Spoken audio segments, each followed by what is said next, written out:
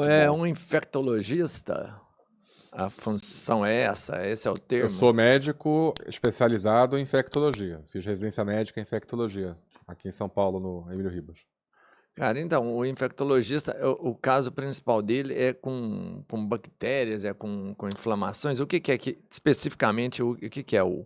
O médico infectologista, classicamente, ele é o médico que é responsável por agir na prevenção, na cura, né, e na reabilitação dos casos de pacientes com as chamadas doenças infecto-contagiosas, que são basicamente as doenças bacterianas, virais, fúngicas e causadas por parasitas, e aquele todo conjunto da chamada medicina tropical.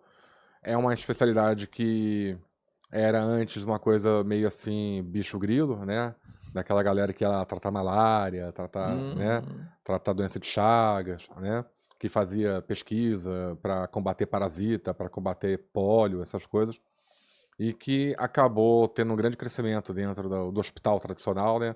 Quando surgiram, há 20, 30 anos, as comissões de controle de infecção hospitalar, que começou a ser um grande problema nos hospitais, né? Os uhum. infectos começaram a se destacar nisso, e posteriormente, quando veio a epidemia de HIV, AIDS, né, os infectologistas se consolidaram como uma Hum. especialidade de relevância, de importância, porque toda essa parte de controle de doenças crônicas que a gente já fazia no passado e que passou a fazer com HIV, com hepatite C, já fazia com tuberculose, o crescimento da tuberculose, hanseníase e Caramba. doenças específicas assim, isso era pra gente, né? Enquanto que o médico geral, de qualquer especialidade, costumava tratar as coisas mais simples. Vou tratar uma pneumonia, vou tratar uma celulite, uma erisipelazinha e tal. Mas quando era uma coisa mais séria assim, vinha pro infecto. Com o advento do HIV, o infecto passa a entrar oficialmente, né, nos ambulatórios públicos, nos hospitais públicos, né? Não havia muita preocupação de ter essa especialidade presente ali.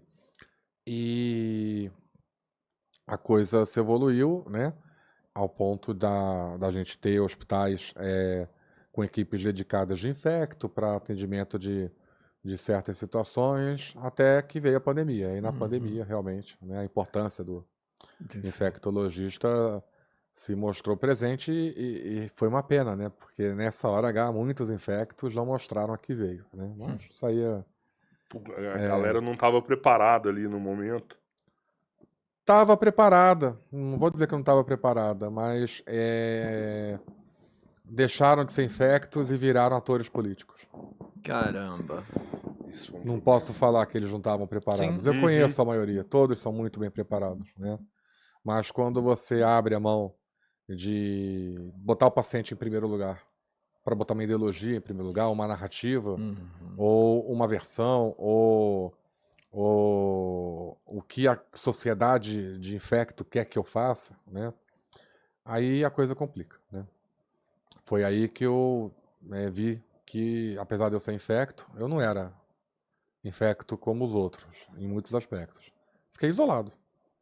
Foi crucificado por isso também. Fui crucificado, fui cancelado pelos meus colegas na maior parte dos locais, sem nenhum motivo, sem eu estar fazendo nada de errado, né?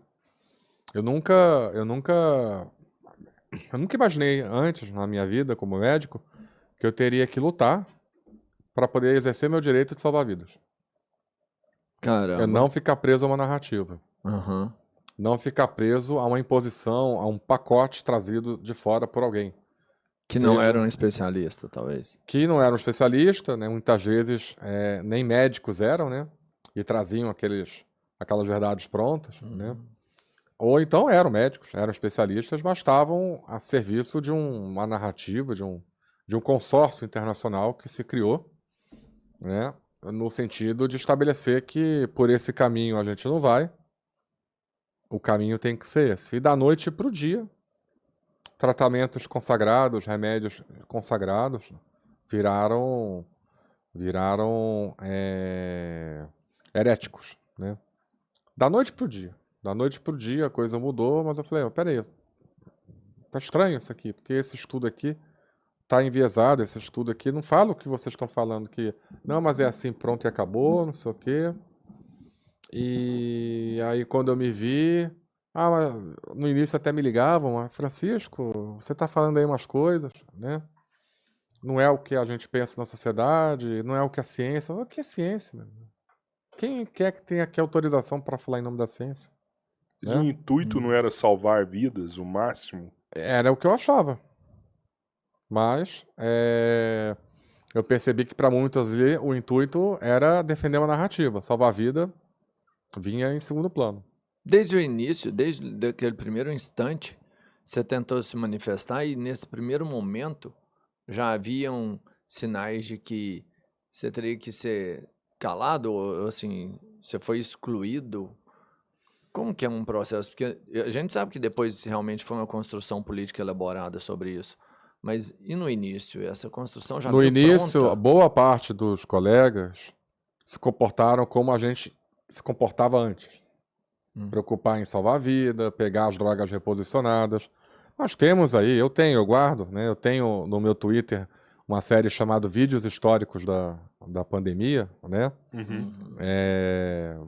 O nome é outro, mas a gente, né? A gente vai trabalhar com A gente vai adequações, trabalhar né, que a com gente vai vendo aí adequações linguísticas, né?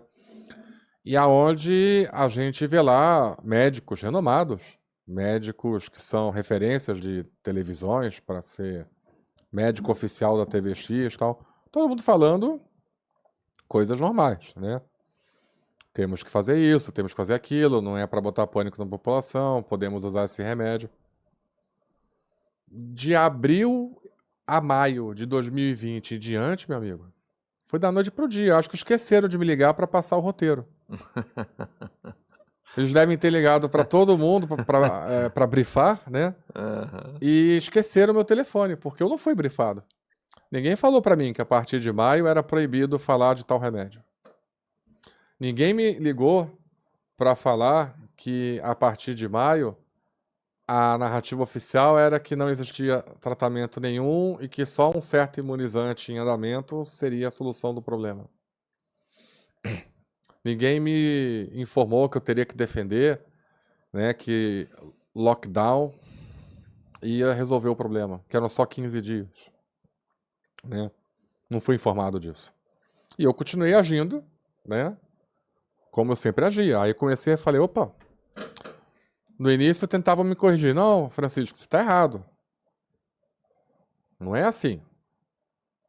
É assado. Eu falei, de onde você tirou isso? Não, porque é assim. Porque tá aqui ó, uma nota da sociedade, uma nota aqui do não sei o quê. Papapá. Não, você está errado. Se você vai pegar uma pessoa doente e vai aglomerar ela junto da casa com pessoas que não estão doentes, e isso vai impedir a circulação dessas pessoas, esse cara vai adoecer todo mundo que está na casa. Todo mundo vai pegar. Não, mas não discute. Aí, conforme eu fui me recusando, aí nisso é a minha natureza, né? Me recusando a aceitar coisas que não parecem lógicas, aí sim. Aí eu comecei a ser cancelado. Primeiro me ligavam, né?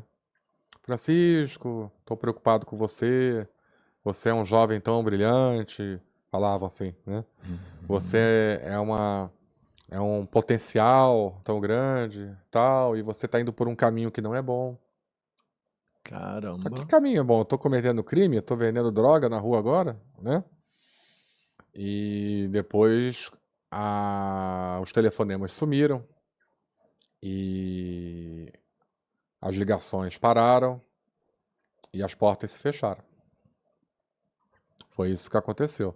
Naquela época, eu ingenuamente, achando que era só um erro, que eram as pessoas que estavam nervosas e tal, ficava no WhatsApp explicando estudos que começavam a ser publicados da noite para o dia, totalmente enviesados, totalmente errados, com erros de seleção, que até para mim, né, eu sempre aprendi medicina baseada em evidência, aprendi a ler estudo, né, tive formação nessa área durante a faculdade, durante a residência, né. Mas esses artigos, eles não têm que ser testados antes da publicação?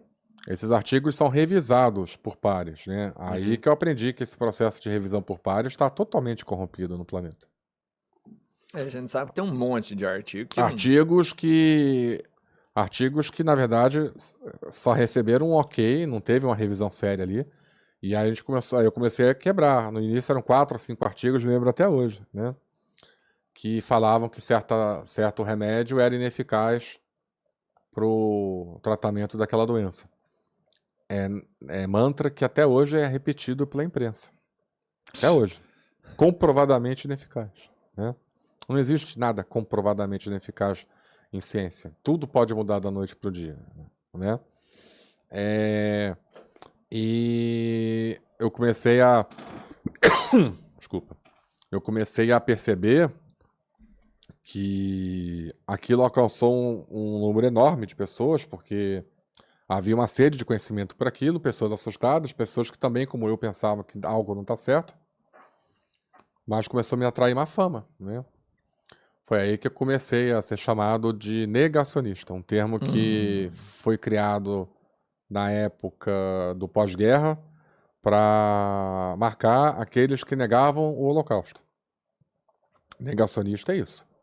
Eram os negadores do Holocausto, que era para você coibir aquela narrativa pós-guerra de que o Holocausto não teria ocorrido. Tem até hoje hein? isso. É um termo que ficou consagrado no nosso inconsciente coletivo como sendo algo ruim. Muito ruim. Você ser negacionista, você é uma pessoa muito ruim. E eles pegaram isso e colocaram esse rótulo na gente, que colou, né?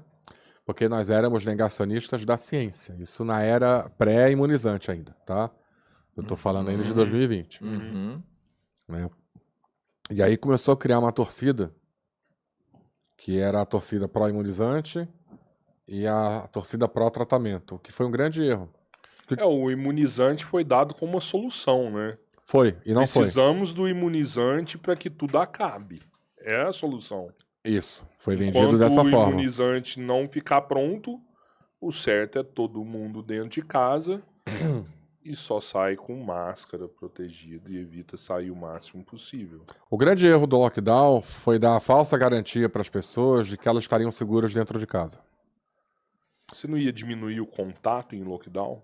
Aumentou. Mesmo estando dentro de casa? Se você mora numa vila na Suécia ou no norte da Noruega, onde as casas são separadas por campos elíseos, lindos e maravilhosos, poderia dar certo. Na realidade, a maior parte da população mora em conglomerados residenciais, mal ventilados, que não são projetados para ter uma ampla ventilação, condomínios com centenas de apartamentos, milhares de pessoas, né? Favelas, né? Ou comunidades, né? Como chamam hoje em dia, aonde não tem a menor chance de você fazer qualquer tipo de isolamento nesse tipo de desordem urbana.